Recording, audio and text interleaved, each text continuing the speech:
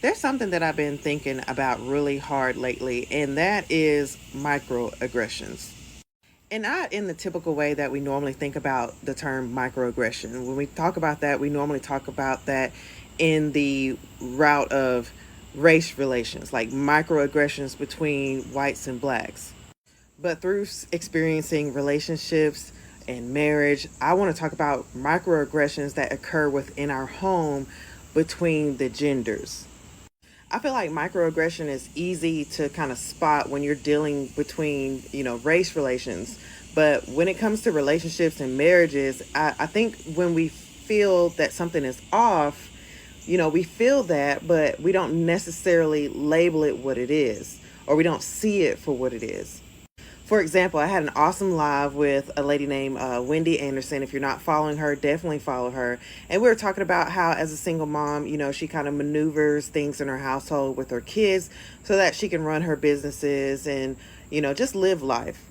And we talked about, her being a single mom and, her being on the dating scene and just some of the things that she's encountered. And she talked about how she had one of her guy friends that she was dealing with come stay, and like things like him just, taking something out of the refrigerator and just leaving it there, not putting it back.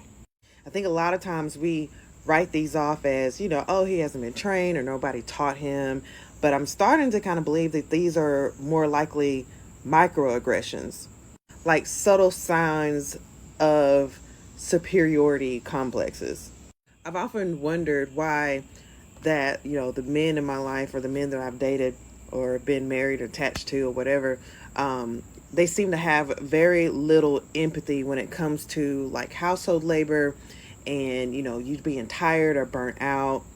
And through reading and research and just constant experience with the same thing, I'm learning that it's not as, you know, it's not an accident.